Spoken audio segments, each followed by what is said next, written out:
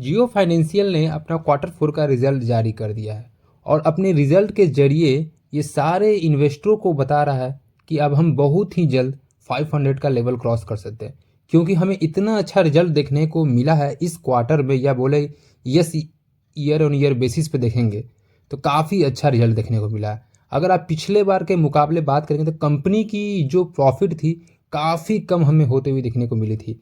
और क्योंकि दोस्तों हम जानते हैं कि इनका बिजनेस स्टार्ट नहीं हुआ है और अभी भी हमें उतना अच्छा हमें एक्सपेंशन जो देखने को मिल रहा था बिजनेसेस का, वो भी अभी तक नहीं हुआ है कंपनी का। ना ही कंपनी का कोई भी बिजनेस स्टार्ट हुआ है, लेकिन तब पर भी हमें रिजल्ट में तेजी देखने को मिली है और पिछले बार का रिजल्ट को ब्रेक करके अपना एक नया अच्छा रिजल्ट हमें देखने को मिल रहा है जियो फाइनेंशियल सर्विसेज के तरफ से। और दोस्तों सबसे अच्छी बात तो ये है कि अब यूँ लगता है कि मंडे के दिन ही हमें लगेगा कि 400 का लेवल को क्रॉस कर देगा, क्योंकि जिस तरह से इन्होंने रिजल्ट दिया और क्योंकि सारे इन्वेस्टरों का ये एक्सपेक्टेशन था, उन्हें भी ये लेवल को क्रॉस कर चुकी है, बीट कर चुकी है अपने सारे एक्सपेक्टेशन को।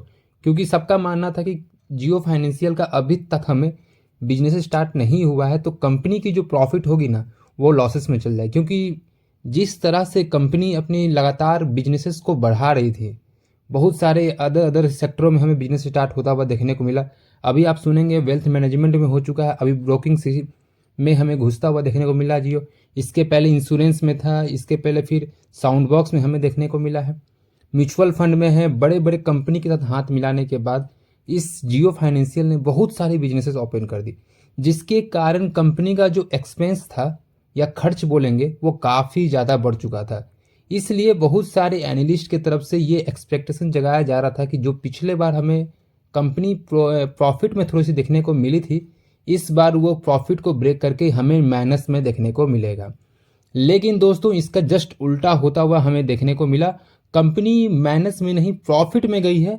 और तो और ये कंपनी पिछले बार को रिकॉर्ड तोड़ के अपने अच्छा लेवल का एक प्रॉफिट बनता हुआ देखने को मिला। तो इसलिए दोस्तों हम थोड़ा ओवरव्यू देख लेते हैं कि रिजल्ट कैसा रहा, और साथ ही साथ दोस्तों हम वीडियो के लास्ट में आपको चार्ट के जरिए बताएंगे कि कंपनी का जो अब नेक्स्ट टारगेट है वो कहाँ हमें देखने को मिलेगा। तो चलिए दोस्तों वीडियो को आगे बढ़ते हैं। उससे पहले नमस्कार, मैं हूं आशीष सिंह और आप देख रहे हैं मनीपम। अगर दोस्तों आपको ये वीडियो अच्छा लगे तो इसे लाइक और शेयर करना ना भूलिए। अगर आप हमारे चैनल पर नए हैं तो इस चैनल को सब्सक्राइब करके बेल आइकन जरूर दबा दें, क्योंकि जैसे ही मैं पहला कोई वीडियो डालूं सबसे पहला नोटिफिकेशन आपको ही मिले। तो चलिए दोस्तों वीडियो को स्टार्ट करते हैं। अगर आप इनका नेट प्रॉफिट देखोगे तो दिसंबर 2023 में 294 करोड़ रुपीस था, जो कि इस बार 6% बढ़कर 311 करोड़ हो चुका है इस मार्च 2024 के क्वार्टर में। तो यहाँ हमें नेट प्रॉफिट में थोड़ा सा इंक्रीमेंट होता हुआ देखने को मिला है इस क्वार्टर में। अगर दोस्तों हम बात करें रेवेन्यू की, 414 करोड़ देखने को मिल रहा था दिसंबर क्वार्टर में, जो कि इस बार बढ़ के 418 करोड़ हो चुका है। अगर दोस्तों अगर हम इनका एक्सपेंसेस की बात करें, टोटल एक्सपेंसेस की 98 करोड़ हमें देखने को मिल रहा था सितंबर में, जो कि इस बार 103 करोड़ हुआ है। ओनली 5 करोड़ रुपीज़ में ही हमें एक्सपेंसेस में बढ़ता हुआ देखने को मिला है। लेकिन अगर आप इस पूरे 6 महीने के अंदर आप देखोगे तो कंपनी का जो बिजनेसेस है काफ़ी ज़्यादा बढ़ चुका है। तो कहेंगे दोस्तों कंपनी ने अपना एक्सपेंसेस काफ़ी कम किया है। अब हम बात कर लेते हैं दोस्तों कि इनका जो ईयर ऑन ईयर बेसिस यानी फिजिकल ईयर 2023 यानी मार्च 2023 में इस कंपनी का जो नेट प्रॉफिट था वो था 31 करोड़, जो कि काफ़ी हमें कम देखने को मिला था, क्योंकि बिजनेसेस तो था नहीं दोस्तों।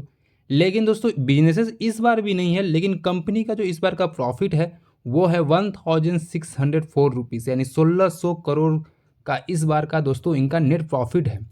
मतलब दोस्तों समझ सकते हैं कितना ज़्यादा हमें प्रॉफिट देखने को मिल रहा है इस फिजिकल ईयर में।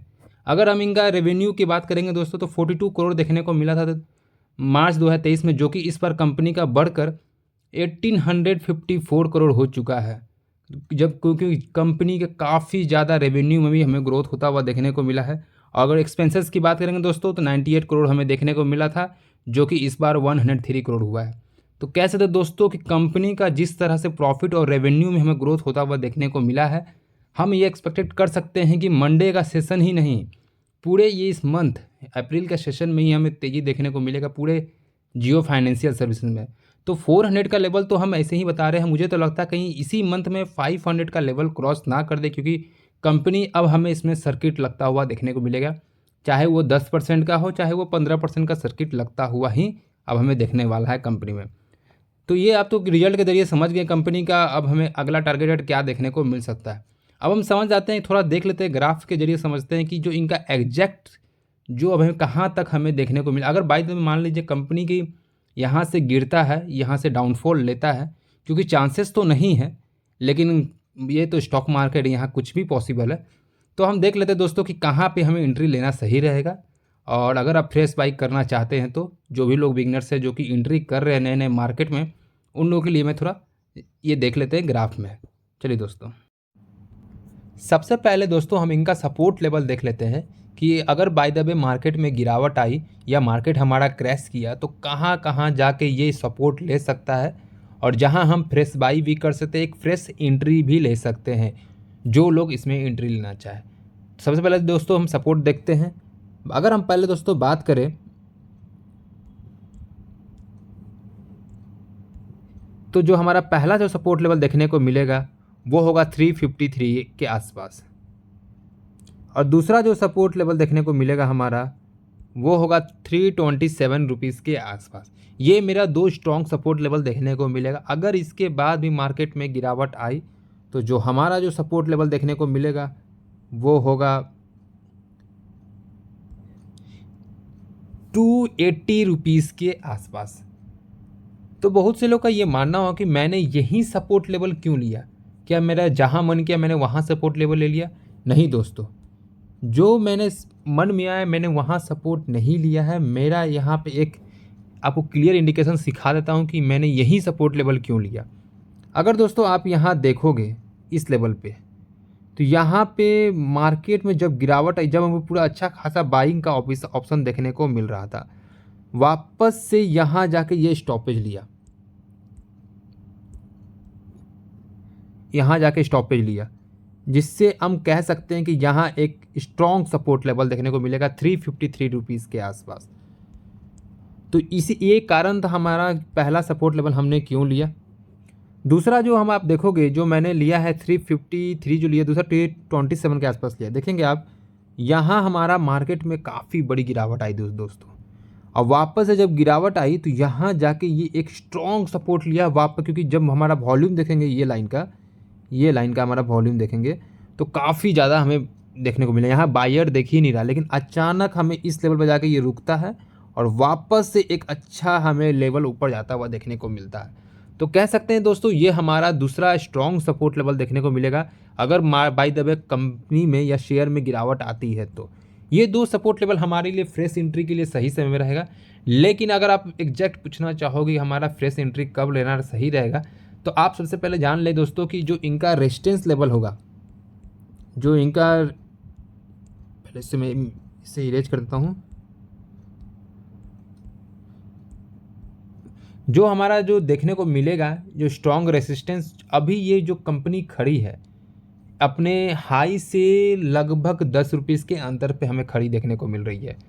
लगभग 382 के आसपास इन्होंने अपना हाई लगाया था, और वापस से अगर इस लेवल को ये क्रॉस करता है, इस लेवल को ये क्रॉस करता है 382 83 को, तो यहाँ अगर उस दिन अगर मंडे के दिन 384 के ऊपर ये क्रॉस करके मार्केट बंद रहता है, तो हम कह सकते हैं दोस्तों कि आप ट्यूसडे के दिन यहाँ से बाई कर सकते हैं और एक अच्छा लेवल हमें देखने को मिलेगा इस कंपनी में। तो हम कह सकते हैं दोस्तों कि अब हमें समय क्या खरीदने के लिए सही है। तो मैं पहले भी कहा दोस्तों कि जब ये 230 पे था तो मैंने आपको कहा था बाई कीजिए। बहुत लोगों ने बाई किया, बहुत लोगों ने नहीं किया, क्योंकि कंपनी का मानना था बहुत सारे एनालिस्ट का कि गिरावट आएगी, लेकिन दोस्तों इनमें गिरावट नहीं आई। 280 का लेवल गया, फिर मैंने वहाँ भी आपसे कहा था कि आप बाई कर सकते हो, क्योंकि जिस तरह से कंपनी ये अपने बिजनेसेस को एक्सपेंड कर रही है दोस्तों, इस कंपनी में जो तेज़ी है वो आती रहेगी। और फिर गया 320 गया, 350 गया, 380 तक गया, लेकिन बहुत से लोगों ने बाई नहीं किया, एक इंतज़ार करते रहा कि हाँ इस लेवल पे आएगा तो मैं बाई करूँगा। लेकिन अभी फिर से हमें समय देखने को मिल रहा है। मैंने कुछ दिन पहले बोला था अगर हो सकता है जियो फाइनेंशियल में गिरावट आएगी, लेकिन अगर Q4 का रिजल्ट इनका सही देखने को मिल गया तो कंपनी एक ऊंचाई पे फिर से चल जाएगी। और वही हुआ दोस्तों, कंपनी में हमें रिजल्ट तो अच्छा देखने को मिल रहा है, नो डाउट, लेकिन अब क्या हो सकता है मंडे को ये कहना मुश्किल है। लेकिन मैं अभी भी कहूँगा कंपनी में तेज़ी आएगी, कंपनी का रिजल्ट इस बार काफ़ी ज़्यादा अच्छा हमें देखने को मिल रहा है, क्योंकि इन्होंने अपना एक्सपेक्टेशन को बीट किया है। जो लोग बहुत से एनालिस्ट का मानना था, कंपनी का भी मानना था कि अगर ये एक्सपेक्टेशन को बीट करता है तो कंपनी का जो प्राइसेस है 400 के पार तो आराम से चल जाएगा, 500 को ये टच कर सकता है दोस्तों। तो मेरा मानना है कि कंपनी बहुत ही जल्द 500 के लेवल को टच करेगी। तो यहाँ से अगर आप जितना प्राइसेस देख सकते हैं, जितने प्रॉफिट बुक कर सकते हैं, वो आपकी चॉइसेस होगी। चलिए दोस्तों, तो आज के लिए हम इतना ही रखते हैं। मैंने आपको सारे लेवल बता दिए, तो यहाँ से आप क्लियर समझ सकते हैं कि हमें फ्रेश बाई कब लेना चाहिए, क्योंकि बहुत ही अच्छे समय है जियो फाइनेंशियल सर्विसेज को बाई करने का। आज के लिए दोस्तों इतना ही रखते हैं। थैंक यू दोस्तों।